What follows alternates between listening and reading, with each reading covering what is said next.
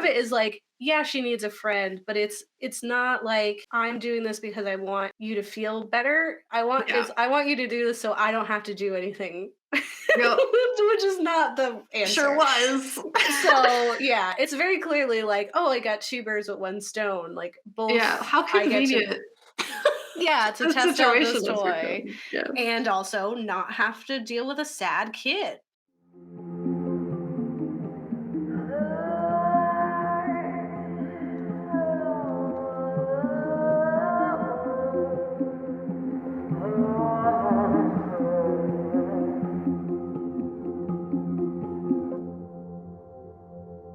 Hi, I'm Gabe, And I'm Kat. and we're the Ghouls Next Door. The Ghouls Next Door.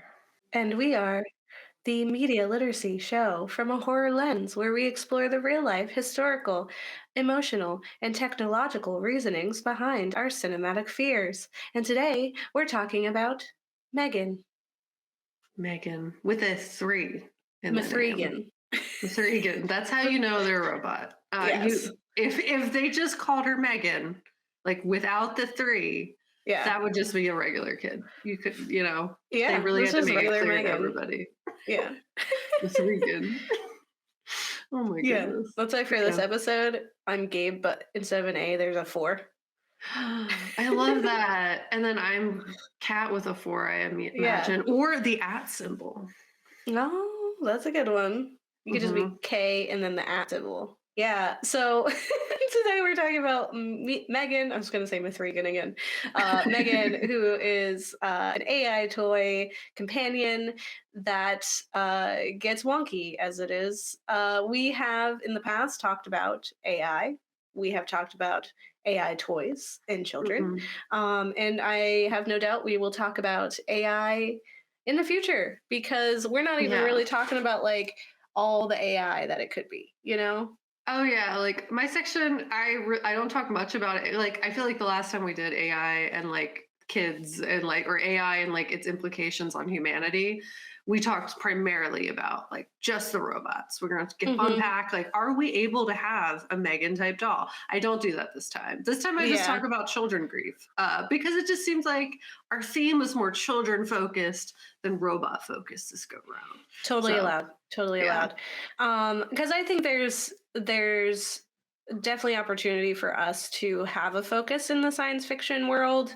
Totally intending to do that at some point, hopefully in the summer, knock on wood. I'd love to do a whole sci-fi series where we talk about just these imagined futures or alternate worlds where tech has, gone where it is. But I feel like as absurd and silly as M3GAN is, there's also an aspect to it that was realistic in some ways, in that like obviously there's not going to be like a M3GAN, but with the way that we're interacting with AI now and like the way that it's influencing us, it doesn't feel too far off. Like it is clearly like a euphemism for like how we interact with technology now. We just gave it a face that we like, and that's not to say there are AI machines that have faces. Yeah, there's so much that could be talked about. And when we watch M3GAN, it was not an original idea for the series,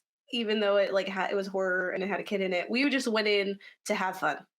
Yeah, we're like, we watch movie for a job. What if watch movie just for funsies? And it turned into watch movie for job, even though it was still very funsies. Yeah. Well, it's hard. Like, it is hard for us to not put on our media literacy classes. Like, it's hard for me to watch content without thinking about what it's doing and like turning off those parts of me. I have to find like, I can't even think of a show where I don't do that. Where there's not a part of me like, we could have probably did this a little better. Yeah, or like, why they film it like that? What are they trying to say? And then almost always it's just like, should they be trying to say that? Yeah, or like, why these people? And what are they doing here? Who wrote this? Yeah, I'm going to decide if I'm offended if I know who wrote this. I always look up whoever made it because I'm like, this will decide. Yeah. Do you have a right to say whatever this was? No? Okay, then now I'm upset with you. Yeah, it's absolutely valid. And with this, we were like, okay, no, we're not going to care. It's going to be fine. And we went to the theater. It was like a treat for us. And then halfway through the film, I turned to look at Kat and I was like, oh, we're gonna have to cover this because it is saying so much. Yeah. Like it's like straight up saying a lot. Like and it, like anyone can see that it's saying that. Like it's very like on the nose, but in a way that was still entertaining. So it Mhm. didn't feel as force fed as some films often do when they're like learn about how robots can be dangerous. It's like we're look what we're talking about. Let's think Yeah. about it. And I mean, it is something that's like going to be something that we have to, I think, as you said, we're going to have to talk about this again purely from like an AI thought process because like so many toys, like even thinking just like M3GAN was created for a reason. It's because Mm-hmm. parents don't got time. And I mean, in this instance, it's, you know, a guardian that was not expecting to have kids in the first place being like, oh crap, there's a kid here. um, What do I do with but that? but there's also lots of humans that exist who have spawned who maybe like didn't want to or like Or they're busy and we they're live in a busy capitalist or society. yeah, So our society does not set up parents to actually like be able to do what they need to be doing because the whole thing is like you don't exist outside of work. And if you mhm. do, hire someone, just make more work for other people so that you never have to see any of those people that are in your house. Like a lot of toys are created even as just like parent companions. Like that's like the Mhm. whole vibe is like, isn't dealing with your kid hard? Here's the thing that makes Yeah. them sleep easier. You know what I mean? Like there's like always like the toys, a lot of them, if they're parent facing, are oriented to like be an assistant to the parent. And they're made of Mhm. robots. So it's like a similar vibe. I think it's like a commentary on like the fact that toys aren't always just for funsies. They're actually like to be used as a distraction for parents because they need them because capitalism necessitates that. Which is so those are all super valid. I'm actually going to talk about a bit about that in my section I about love like the that. reliance on the technology because that was it was very obvious. Like that was Hmm. a core goal that they had in their commentary. But yeah, there is a lot to unpack. Yeah, why don't we dive in because there's a lot to Yeah. say about M3GAN. I'm very excited to hear your section too, Kat, just because we talked about grief many times on the show and also very recently, but specifically from the from the lens of children and how they cope, and also just thinking about like the tools that they could use if Yeah. they don't turn evil in real life. So Yeah, I mean, if they're not an AI robot that doesn't have the capacity for human emotion, then they probably won't. yeah, yes, Yeah, they'll probably yeah. be chill, you know? Yes. But yeah, I'll let you get into it. Thank you. All right, so M3GAN, which we're talking about, is from 2022, just happened, and it is about a robotics engineer at a toy company builds a lifelike doll that begins to take on a life of its own, and it's directed by Gerard Johnstone. Um, yeah, and it's a surprisingly heartfelt film about grief, loss, and AI. Like you said, Hmm. it was absolutely unexpected. I was just like, "Oh, this is silly," and some people like hate on it because it is super goofy. Hmm. But I think like horror fans really get a kick out of that. Like when we get a Yeah, truly goofy film, but it's also like, oh, okay, I see I what you see did you. there. Yeah. Yeah, I loved it, so I get it, and most people I know loved it. So, um, the film is that young Katie's parents are dead. That's what we open with. She's dead. And after losing them in a car accident, Katie finds herself in the care of her distant, tech savvy aunt, Gemma. Hmm. And it's a rush moment of taking Katie in while trying to keep her life moving as usual. Because, as Kat mentioned, this is a person who is not ready or equipped to care for a child. Yeah. Um, because Gemma is cold, standoffish. She's a workaholic who was not ready to take care of this kid and quite possibly had no intention of ever having kids of her own. That's a Yeah. thing, right? Especially Yeah. with millennial parents or millennials who could be of parenting age, right? That's a big thing. Is like instead they do want the dog. Yeah. Said we want the dog instead. Totally valid. And so this is something that's like sprung upon her, and she feels like it's the right thing to do instead of asking like, "Am I the right person to do this?"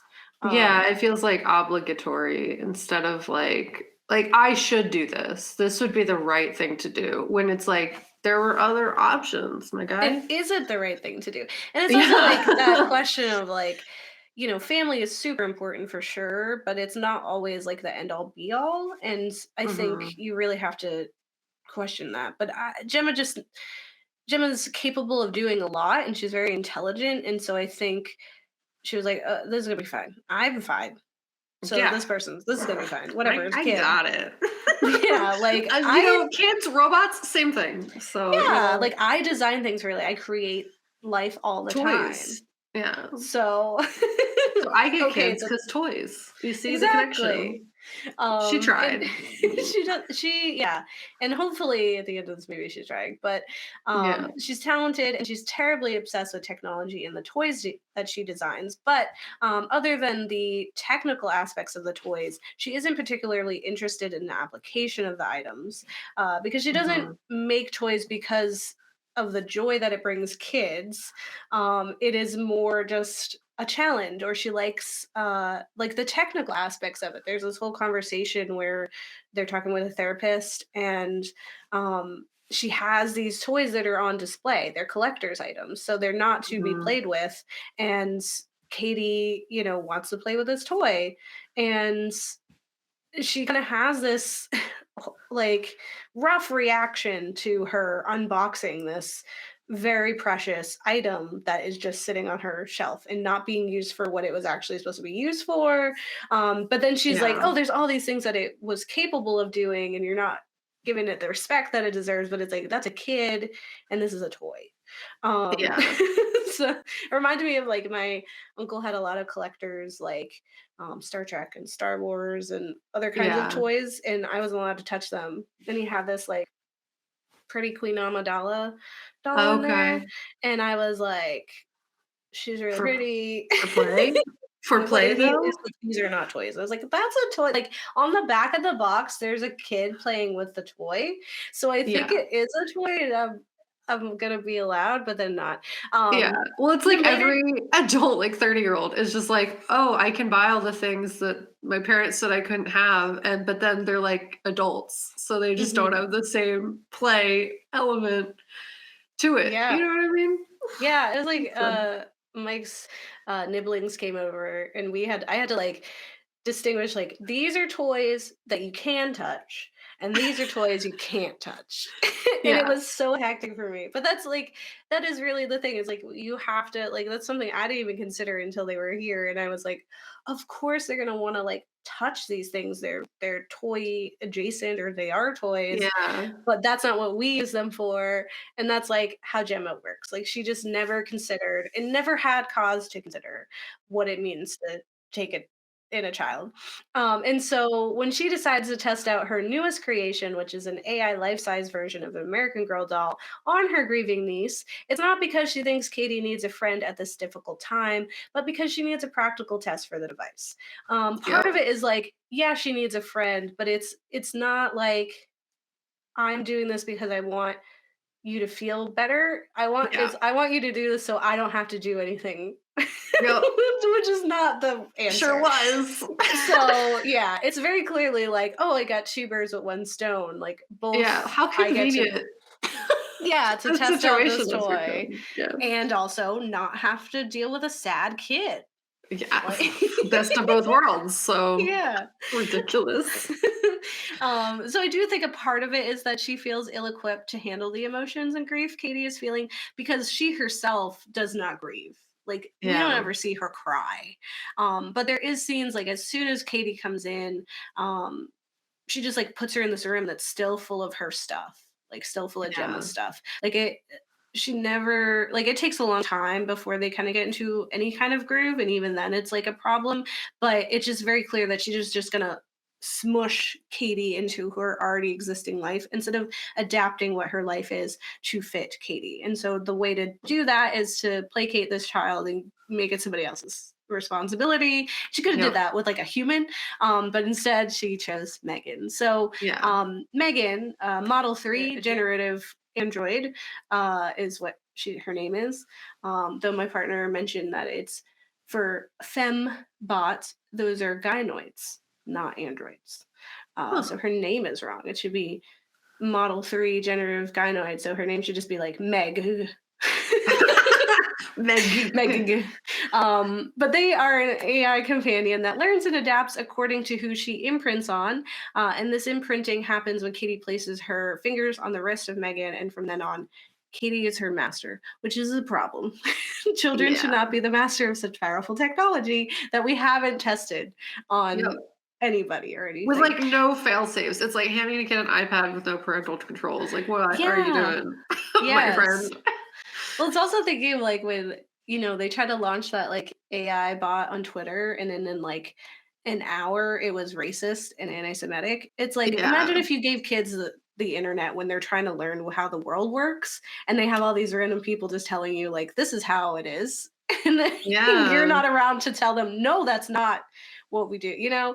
Because like hatred is a learned thing, so they Yeah. You can learn a lot off the internet, including bad things. exactly. And if that's the only thing, without safety, it could be really tough. Like pretty Yeah. much anything, you just need to have some precautions. And it could be really amazing tool. Like you can learn Yeah. and you can grow, and it can be an amazing also like grief tool as well. Like it could do that if it's not Yeah. the only thing doing that. Yep. And it's also made for that. Yeah. Yeah. You're hitting the nail on the head there, Gabe. You got it. You're correct. um I'm gonna say similar things. Not like Woo, look at exactly, but us. like you reinforce some things that I'm gonna say later, and I We're appreciate on the that about same you. wavelength. That's so Yeah. cool. Listeners, we write our scripts separately and we try not to read each other's stuff, To not spoil the so that we fun. can, yeah, because then we learn and we can react to each other. But Mhm. sometimes it's just fun when we're on like the same. Yeah. Something that I Symbiotic. was grateful for that my friend Jeff mentioned was that there isn't a mention of Asimov's three laws for androids, which you hear every time. Those laws always come into play, which is a robot may not injure a human being or through inaction allow a human being to come to harm. Two is a robot must obey orders given by human beings, except where such orders were conflict with the first law.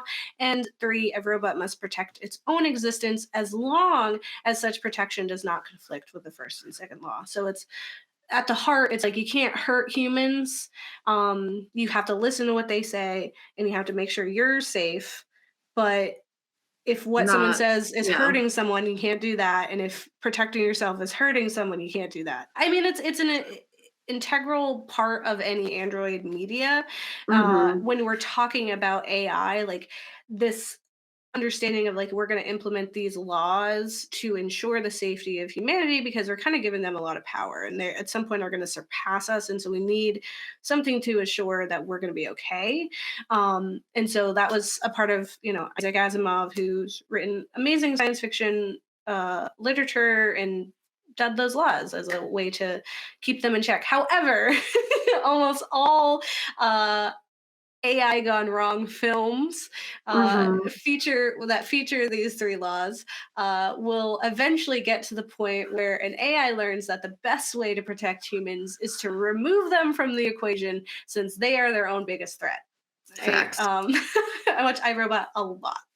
Yeah.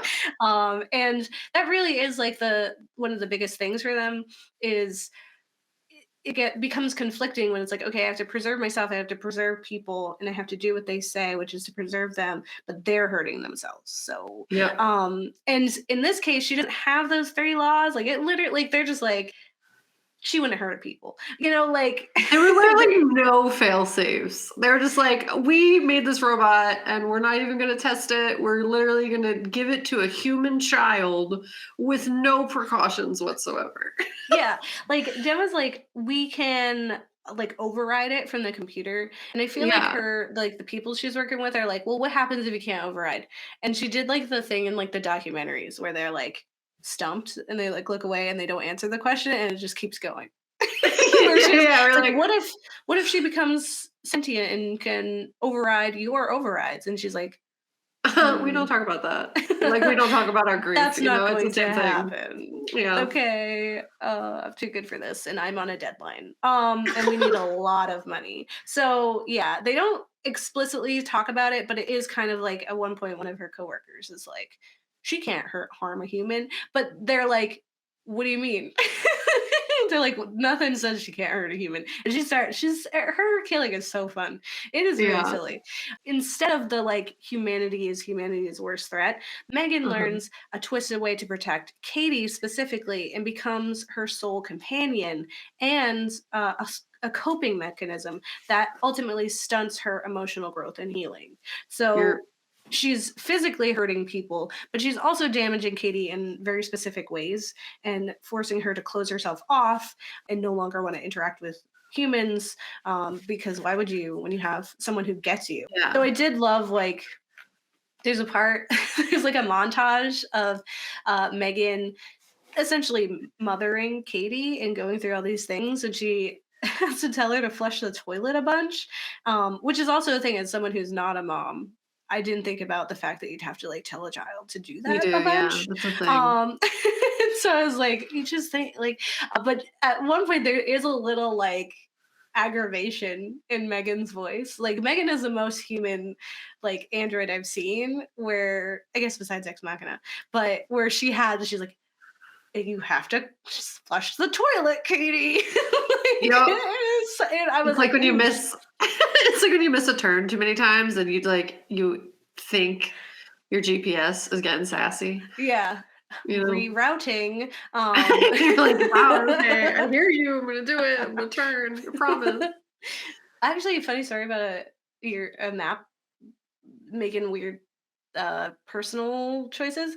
Yeah. Someone just told me that they were driving and the map was like, okay, turn right. And it was like, oh, wait, no, I'm sorry. And then it, and I was like, actually, turn left or something. And she's like, what? Did I just hear that? Like it stopped and it was like, oh, I'm sorry.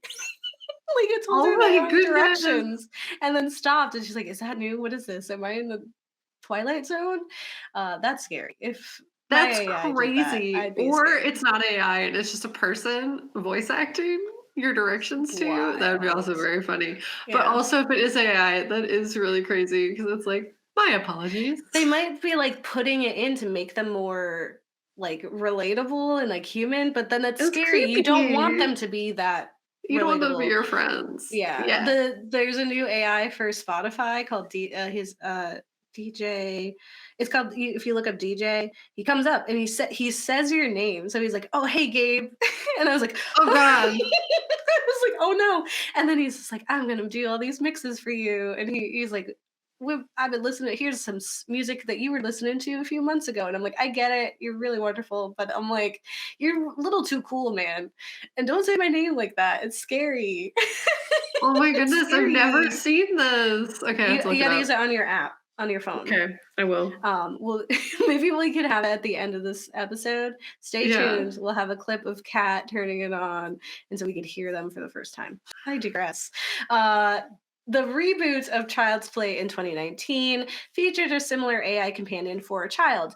In this new Chucky sported a malfunctioning chip that resulted in him misinterpreting actions by the children. There's all kinds of antics where he they had a love of horror movies, and so he was like, "Horror, that's cool. Violence Yeah, is fun." So he yeah, just like didn't understand things.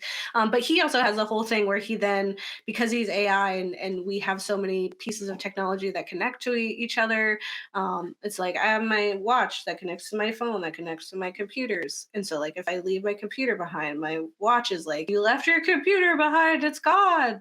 Um, but people have like the thing where you tell your Siri to put on the lights or whatever, your yeah, Amazon smart Echo. homes. Yeah, Yeah, smart house. We should definitely do that one day. That yep, scared it's a me. fun classic. um, but at some point, Chucky does connect to like different devices. Like he's connected to like a self-driving car and like other Yeah, AI. Megan does the same thing. She has a point where she does connect to other technology, which again, it just really digs into like what are the twisted ways that technology is can be manipulated if put into the wrong hands, especially if those hands mhm, are not existence because it's technical yeah. in the airwaves. When is tech It's better than tech, you know? confusing to all Congress people who don't understand what Wi-Fi is and what TikTok Did does. Um, how does TikTok get from my phone to the Wi-Fi, Gabe? is TikTok charging me my Wi-Fi. And why does my Yeah. TikTok have questionable things on it? They're like telling on each other. Anyway, Yeah, it's really um goofy. again, I digress. M3GAN also comes from a place of twisted care for Cady, and after being placed in the position of sole emotional support, it further twists that interpretation into something violent. Because that's kind of what happens with Protector AI. Mhm. We kind of see again, you see that in iRobot where they are calculating who to save and stuff, and Mhm. but with Chucky and M3GAN, it's like, okay, these kids are in trouble and they are my sole like responsibility. And so I don't understand what's wrong with killing those are bad. And that was like challenging the life of this thing I'm taking care of. Yeah. Oh, we also did Mother. I forgot that. I We don't did do remember what Mother. we said in that episode. Me neither. So But it happened, so there are other sci-fi horror references that could be made um, in M3GAN, including Ghost in the Shell. There's a yeah. scene where, oh, a few scenes actually that show M3GAN stripped down to like her bare robotic parts, and she's like strung up for updates and recalibrations, and just like they're running diagnostics or whatever. But she's just robot, Yeah. and it's giving Major or whatever her name is looks Ghost and Shelley. And then there's also kind of an homage to Terminator 2, where instead of the stress, like inhuman running of T1000, there's the dancing pursuit. Mhm. And then also like her running on all fours, craziness. Yep. And there could even be connections made between M3GAN and her, the AI companion that steals Joaquin Phoenix's heart, and where Scarlett Johansson's her allowed a sad, lonely man to feel love, M3GAN works to comfort Cady. So it's kind of cool because there are these little hints that we can see how AI media has influenced her in the past. Yeah. And though there are interesting and fun horror scenes that like including her chasing the boy on all fours, it was crazy. That was or her Yeah. It gave me like going the to robot dog. Yeah. yeah, and going after the dog Yeah. that hurt her, and all the other, and she's like when she's just like, no, you can't do that, like Gemma, Yeah. and it's giving like Hal 9,000 or whatever. Yeah. Like when she's just like, no. She's super sassy, and I really love that. Like, you don't get sassy. I don't know. I think she's fun. Yeah. I also really loved her Twitter war with Chucky on the internet. That was fun. But there's comedy in it as well, and I'm sure everyone has seen M3GAN's notorious dancing chase scene. But surprisingly, there is a lot of heart and discussion to be had in M3GAN. In Cady's attempts to cope, she connects with M3GAN and relies on her in an unhealthy way that leaves her unable to interact with others properly. And the constant mothering M3GAN does for Cady is a conversation on children and their near constant screen time. There's an entire montage sequence of like the commercials for what M3GAN is going to be, and it's literally like, don't want to parent. Are you a parent but you don't want to? Here's a cool companion that will do all of that for you. You could forget your kid exists. You could be literally at the same table and never have to hear a thing they say. Because aren't they annoying? Aren't they so pesky? And it's just them at the table, and Cady will ask for something, and M3GAN will be the one who complies. And Gemma just gets to continue her life of being a single woman who works on technology. And it's just like you also see like before that in like the where toys that they had in the beginning that kind of look like Furbies. Uh-huh. That there's like all those commercials, and it's very like playing on like kids' obsessions with toys and technology and how parents will relent. There's even a conversation about the screen time, and that's why they get into the accident in the beginning. Is like, what is she doing? Like, is she's watching the screen now? She wants this new toy or something, and Mhm. they give you just give it to them to shut them up, right? And that's it really felt real. Like again, I don't have kids, but I interact with them and I know there's like it's surreal the interaction with technology from like me growing up like as a millennial. Like grew into a technological world. So we were right on the end of when it like was starting to creep in, but for them to have it as like babies. like Mm-hmm.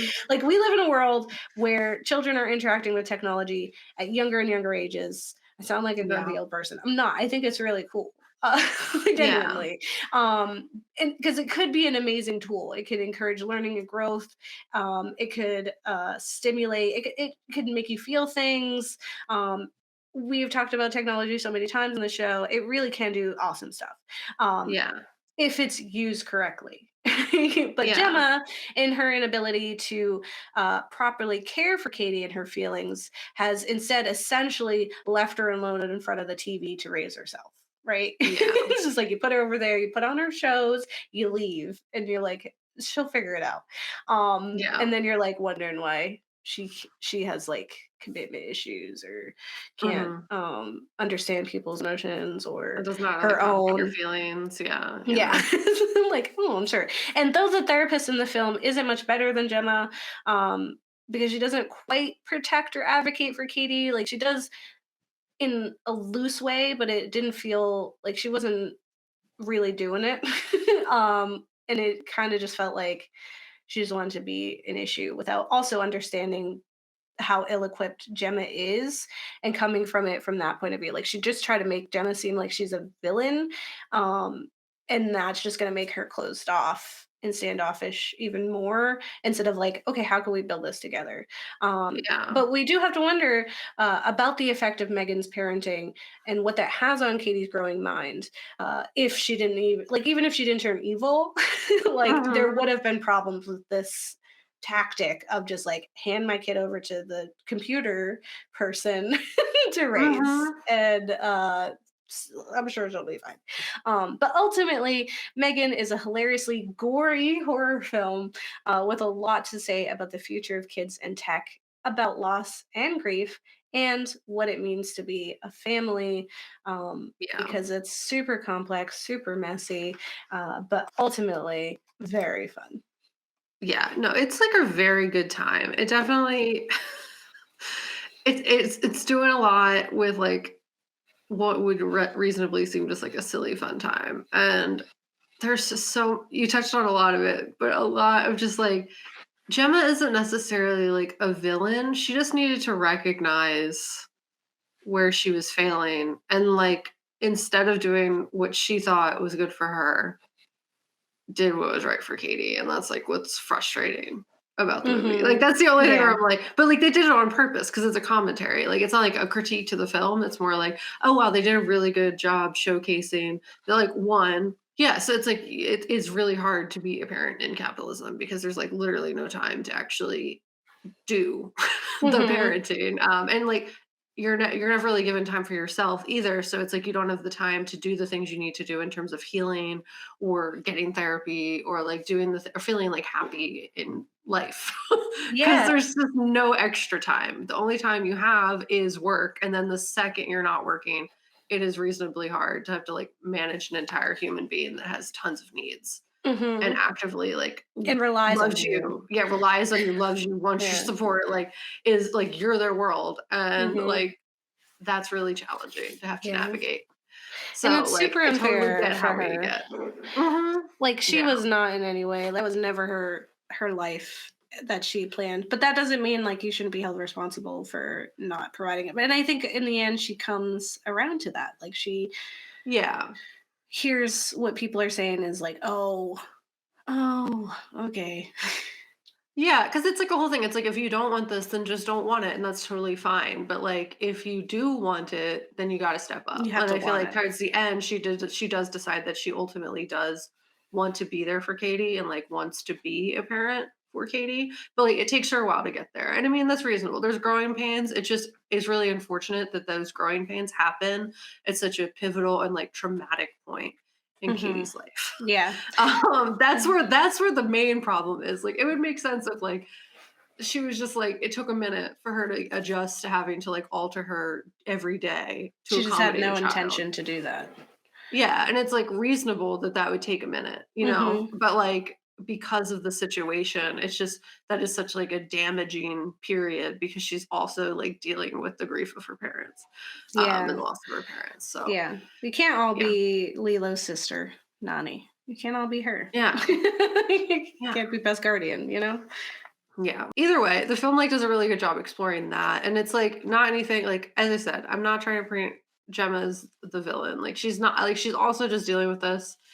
It's just there's so many things, the ways and methods that could have been implemented differently that like the movie makes really good commentary on that because as adults dealing with the world, we don't always make the right choices. And Gemma does not make great choices. So I'm going to get into it. Um, so something that we discussed previously on the Ghouls is that grief is not something that can be tied into a pretty bow. It's not something that will always fit into the set stages and is on an experience that differs from person to person. And I thought it'd be interesting in this episode, instead of like just unpacking the AI fun times, to explore how children like experience grief, and how like that is integrated as a theme throughout the film. And what we see in the film is like Cady dealing with the very real loss of her parents. And this media is just like another piece of media that's in response to something that like a lot of kids are going through nowadays because it's very relevant in today's climate where illness has made death more widespread.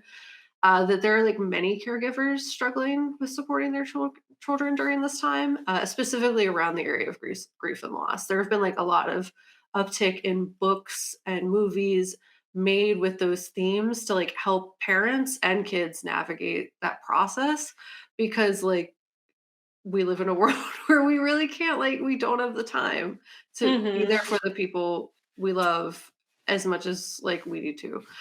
So it is really like a reflection of like this kind of collective frustration around that and that like it's not right, but there's also not alternatives for the most part. Yeah. So it's like a double-edged sword. But yeah, so essentially this film, in my opinion, is like created in response to like this overarching like experience that humanity is having right now, where there is lots of loss and a lot of people are trying to navigate that, and that specifically is really hard on kids. So in M3GAN, we see a young child named Cady who has lost her parents in a sudden car accident, as Gabe got into.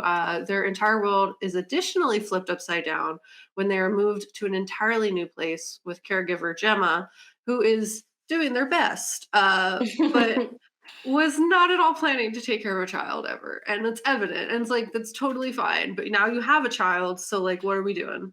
Yeah. Now you gotta do Um, something about it. yeah, and it's like if you don't want to do something about it, give them to their grandparents. There's always an Mhm.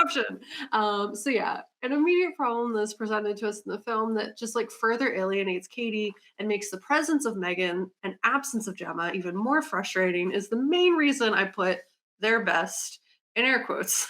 Because Gemma fails Cady in so many ways that did not need to happen because there were alternate care options available that may have been more supportive, like may being the operative word, and that we are not given a window in who the grandparents are, but we are told that they have interest in raising Cady, that they have interest in like being there for her, in a way that like it's totally fine if Gemma's not ready for that. Like there are other options available. And a lot of times in loss situations, that's not always the case. There usually aren't other options.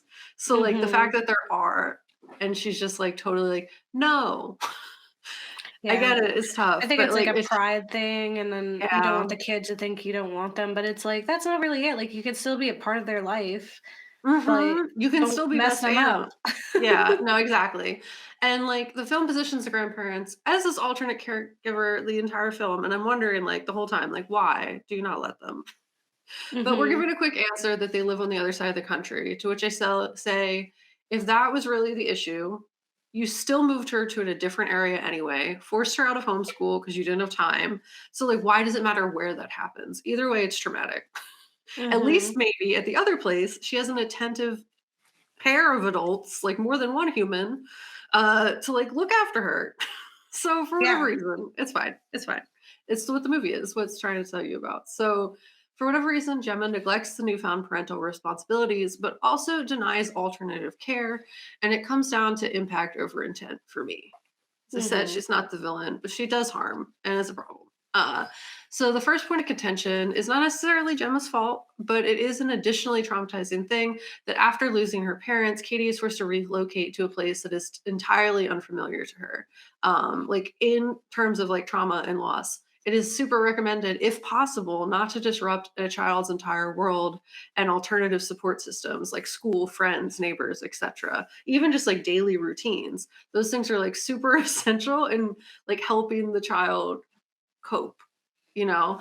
But Mhm. instead, we're like giving they still have this immense trauma, but now they're in an entirely new place. They're stuffed in a room full of stuff that isn't theirs, and they're not given attention or time. And like obviously in some cases it's unavoidable, but in this case, it was.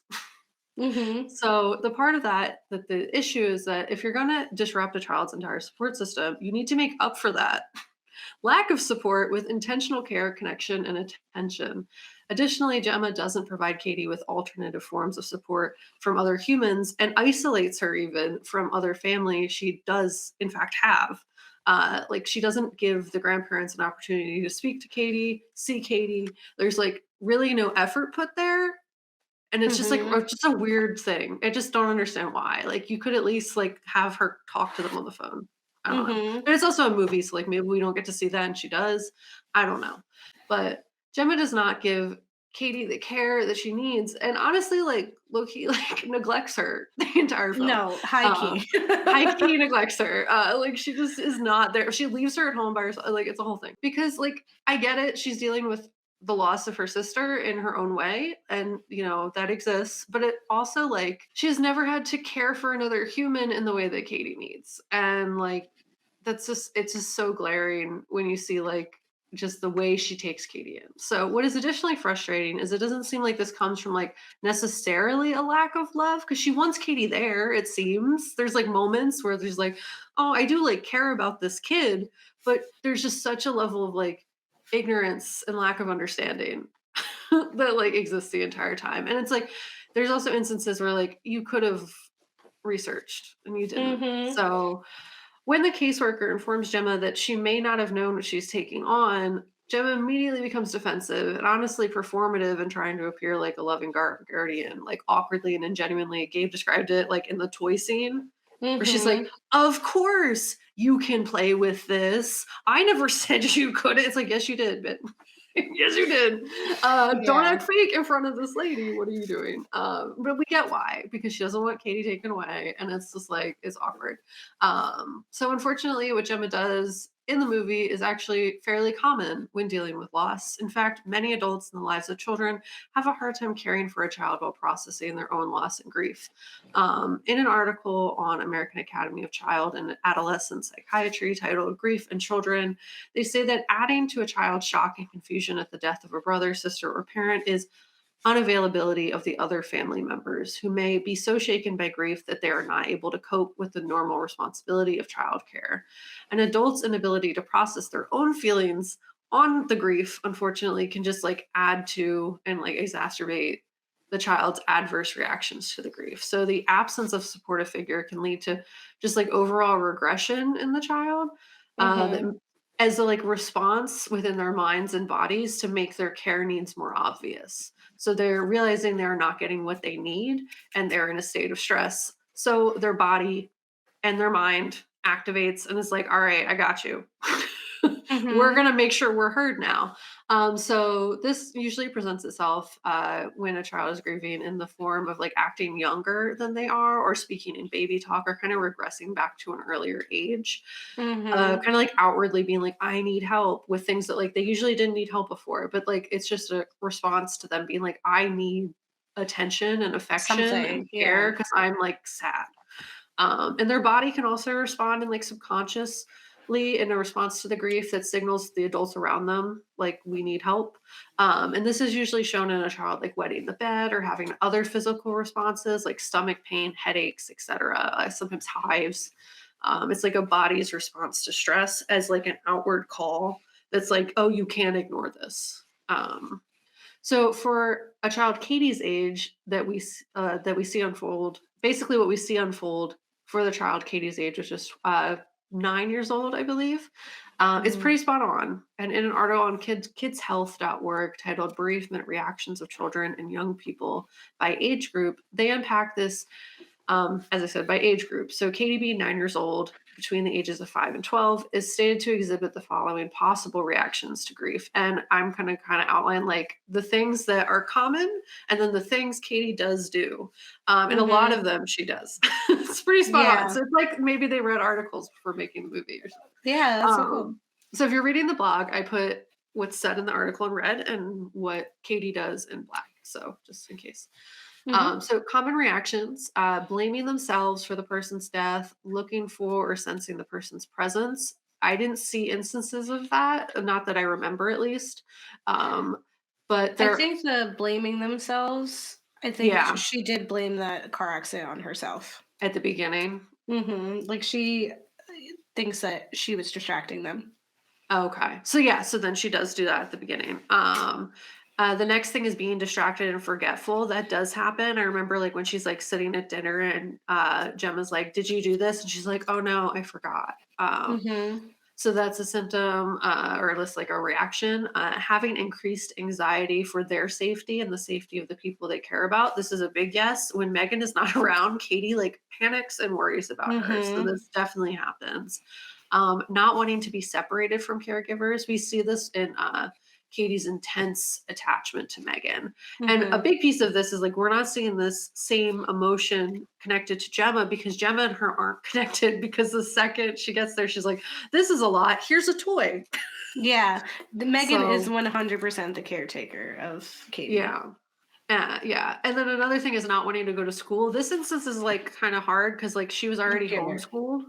Hmm. So it's like her not wanting to go to a different kind of school makes sense in any situation, honestly, if you've never been into a different kind of school setting. But in this instance, it's when we see the scene where she's being sent to like this alternative camp kind of school Mhm. with other children. And she's like very apprehensive. She like gets really upset in the car because Megan can't go with her until like Gemma actually caves, like lets her. But it's like definitely this is something, but I don't know if that's, like, specifically because of the grief and more so as a response, like, she's never been to other school. She's only been to homeschool, so, like, you're extra pushing her out of her comfort zone. Yeah. Um, I also think she just didn't want to be around other kids and not be with Megan. yeah. Yeah, and I think it ties back to, like, isolation, which is another thing that they end up doing, but the other reaction is having physical complaints such as tummy pain and headaches. I feel like this happened, but I can't remember a specific instance, so I didn't specifically call it out. Another one is they may try to suppress their emotions to protect the adults around them. Cady absolutely does this for Gemma at first because she really doesn't talk about her feelings until she's in therapy or Mhm. she's telling it to Megan. Like Yeah. Gemma takes her to this like therapy session in front of a board of people trying to buy the toy that she's working on. Not like regular therapy. It's like actually Mhm. private and not for an audience. But like that's the only time you actually hear Cady like express her emotions because whenever Gemma's talking to her, she's like, I'm fine, don't worry about it, like it's cool, unless it's like something that really makes her uncomfortable. So I Yeah. definitely think Cady does this where she suppresses like her actual feelings until like they're not avoidable anymore. Mhm. Withdrawal from usual activities, that is something that like we don't really get a chance to unpack because Gemma doesn't ever get to know Cady. She's not Yeah. like What provided. We're was not she like into? provided what she was into before, so it's like hard to judge that one. The next one is being quiet or not showing a response to the death. So like anything else, like nothing has a perfect bow on it. Like kids react differently than adults might, to loss. Sometimes they won't react at all. Sometimes they'll like just kind of shut down entirely. Like there's lots of different ways that people will process. But in terms of being quiet and not showing a response, like Katie definitely shows the quiet side of it. She has a very like quiet and somber response. She doesn't get overly emotional at first. It really takes a while for her to get to that point, and it's really not until we get into that therapy session that starts to really show itself.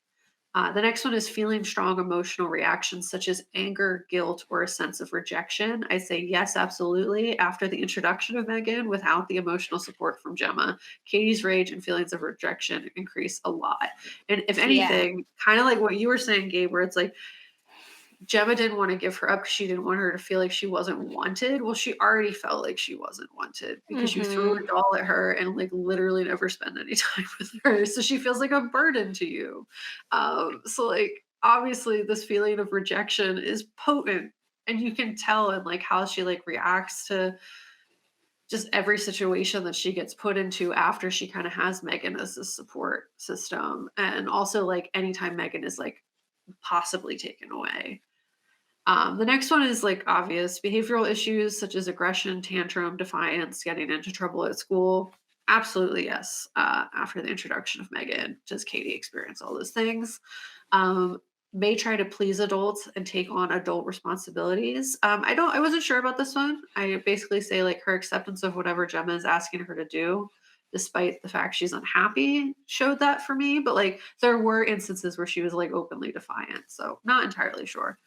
And then change in eating and sleeping habits. Cady at the beginning was having trouble sleeping. I do remember that as a plot point. And also she like really doesn't seem thrilled about anything Gemma makes her to eat. Mhm. So I feel like both of those were true. It's basically like until M3GAN's introduced as a sleep aid, Cady does not sleep. And then temporary regression and embarrassment around being different. I think the embarrassment around being different was present, but I didn't really notice any like regression into like acting younger. I'd say like it's like the one symptom that I didn't pick up on at all. Hmm. Um, but yeah.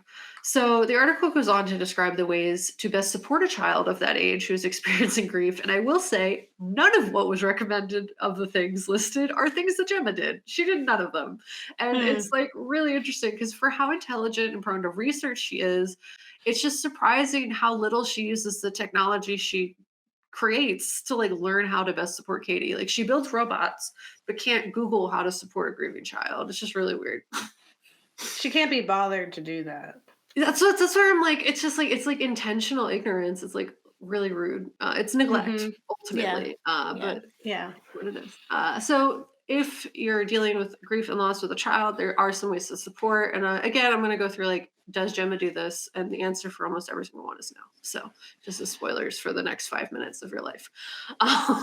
So ways you can support a child going through grief, specifically for that age bracket, is reassure your child that they are safe and say who is looking out like looking for them after them. So like essentially, like, if anything happens to you, who's next in line? Because if they've already lost someone, that's going to be an anxiety that they have. So they're going to need to know, like, if something awful happens again, where do I go? So that there's some sort of like support and like control. Mhm. Um, 'Cause now they again, know it's a possibility. because you're like giving like a lot of kids developmentally don't understand what loss is. They think it's not permanent. They think it's something that like you can come back from like in a video game or like in a TV show. And that's just not the case. And it's just something that's really hard for them to process. So once it's brought to their attention, sometimes they don't realize the permanence of it. But a lot of the times it's like that fear of, oh, this happened once, it can happen again. Who is it going to happen to next? And then like that anxiety is a thing the child's going to have to deal with. So to alleviate that, you give them like a clear understanding of like, if God forbid something happens to you, where would they go? So obviously Gemma doesn't do that. I think it's obvious that she probably would go to her grandparents, but that's like never explicitly talked about. Um, Essentially, the next way to support is keeping a routine and normal boundaries around expected behavior. Gemma doesn't do this, but M3GAN does. So, like, all the cute montage of the Mhm. routines, that does happen, but it is not done by the actual, like, guardian. So, the next way you can support is tell them that you know they are sad and use words to describe the feelings. This finally kind of happens at the end of the film, Yeah. but at no point beforehand where Gemma like realizes she needs to do better by Cady and is like finally like, it's hard, we Yeah. both loved my sister, they were your mom. We love them and this is really hard. And it's like the first like connection piece that you kind of get between them. But like until then, that does not happen at all. Um it's crazy. You think like more murder would not need to take attempted murder would not need to take place to have that, but it's okay. Another way to support is keep separation from loved ones and adult caregivers to a minimum. Absolutely does not happen in the film. She leaves Cady alone all the time. Mhm. Another way is make time to listen to their thoughts and questions and answer honestly. Make time. What? In her busy Time? schedule? No. Gemma never does this. Never has time to listen to Cady, unless it's done in front of a panel full of people who want to buy her robot doll and exploiting the screaming child for her career advancement. Mhm. So, 100%. next one is talk about the death being a part of life, observe changes in nature, and read books about death and dying.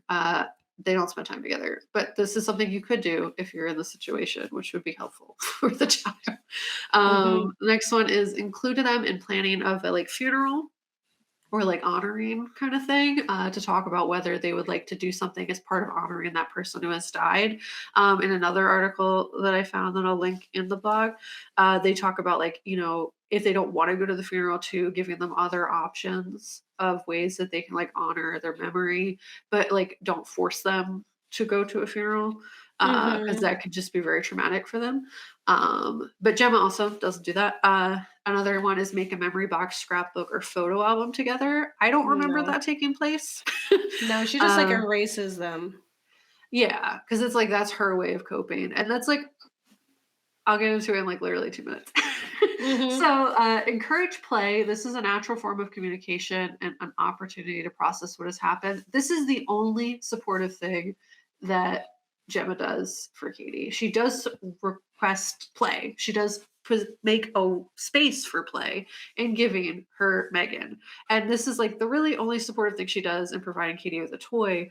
If she did the other things on the list instead of just giving her M3GAN might not have been as toxic because you know, like the toy can act as a support, but you need to still emotionally be there, like a Yeah. little bit. I So think that was the the biggest issue problem. is that she gave her the toy, but it's encouraging play because I think it's supposed to be like you're playing with them, and that's Yeah, what the therapist wanted them to do was play with the toy together, and she was not doing that. So I don't even think that counts. yeah. Oh well. And the lessons encourage exercise. I don't think that happened in the movie either. I think it's just like to increase the amount of endorphins that the child experiences since they're going to be experiencing a lot of sad. So the next thing is like, what does Gemma do instead? She didn't do any of those things. What does she do instead? And M3GAN, instead of emotionally attaching and bonding with Cady over the loss of the shared loved one, Gemma throws a Super 8 doll at her and tasks the doll with carrying for all the emotional labor. She's like, I don't have the capacity for this. Doll that is a robot I just made is a literal baby robot. Go take care of this whole human child for me. Something an AI is literally not programmed to or really capable of doing. And without the empathy capable sounding board, Katie is tasked with unpacking this loss without any real support. As like Gabe said earlier, like you put them in front of the TV and left. The Mhm. TV will raise the kid. Don't worry about it. And it's like pretty evident, like just like the anger and guilt Katie feels in the film that it's just like so common in these situations, is that like that was like the biggest mistake because like you just abandoned her and then gave her this toy that like is so impressionable because it's like a baby robot. Like it's been alive for Mhm. like 2 minutes. It's like literally learning about things from this child who's going through intense emotional like turmoil and like a lot of Mhm. anger and guilt and is not having like healthy reactions to things because they're not given any of the tools to do so. That like it makes sense that M3GAN would become murderous in protection of Cady because like there's like she was not given a chance.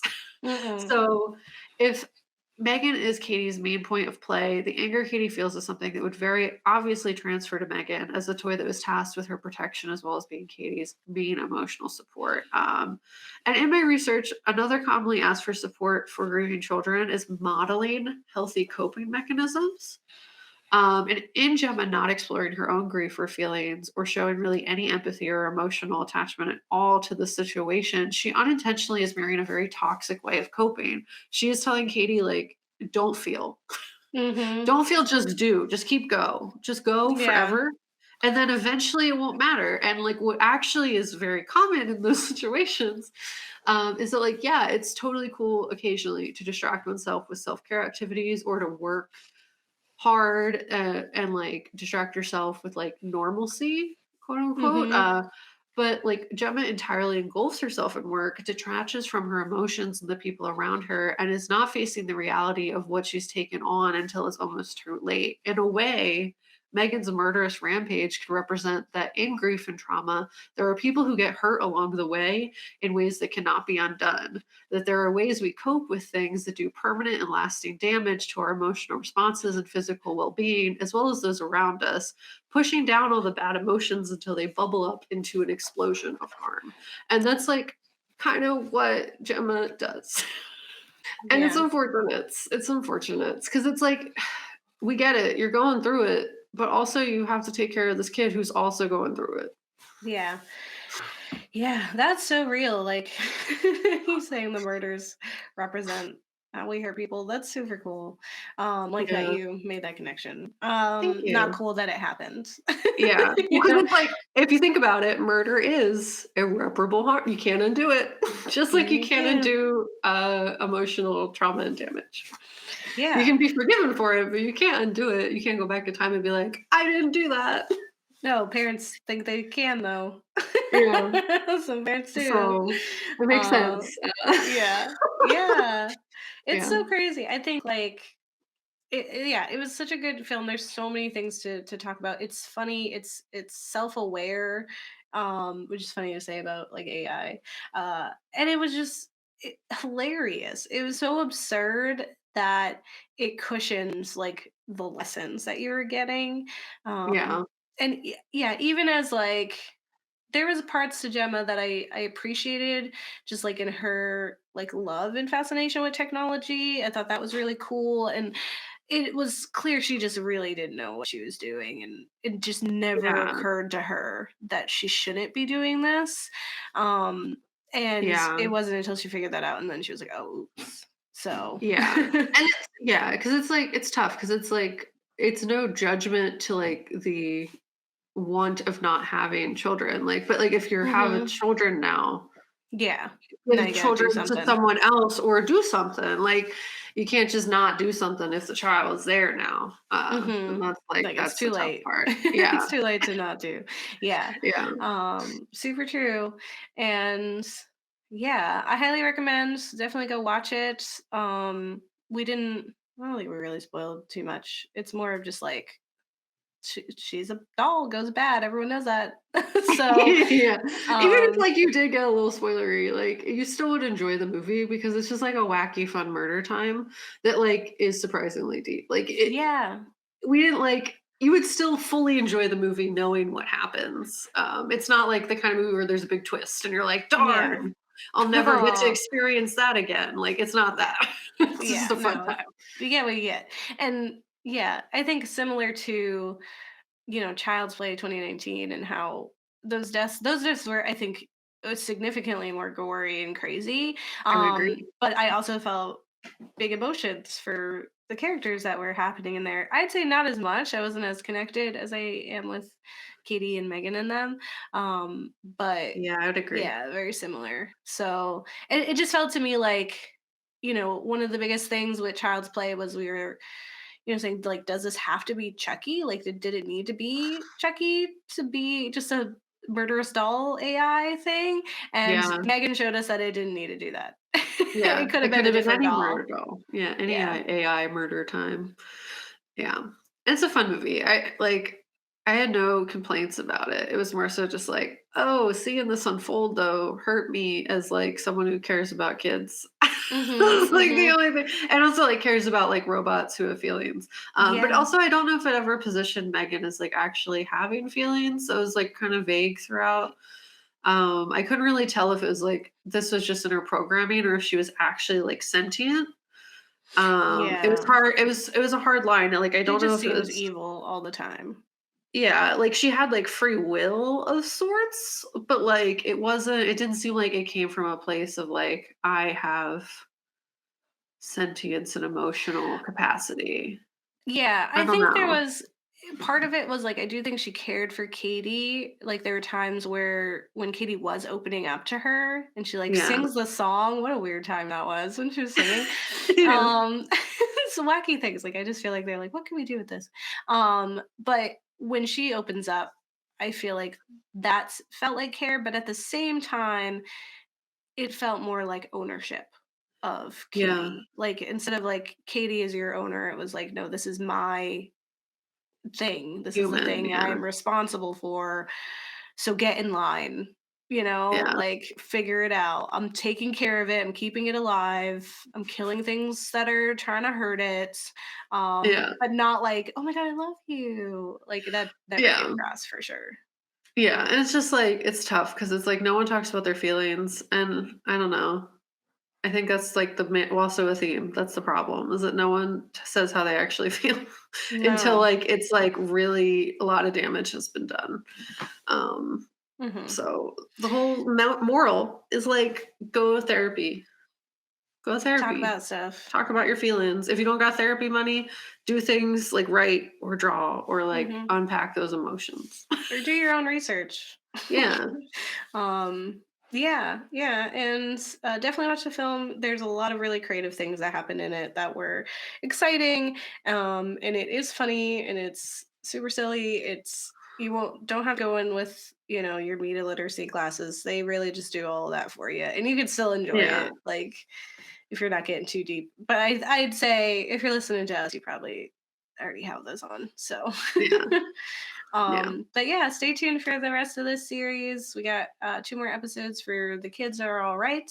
True. They're not really, but they're gonna Yeah. be. And and then we're on Hopefully. to the next thing. But do let us know what you think of Megan.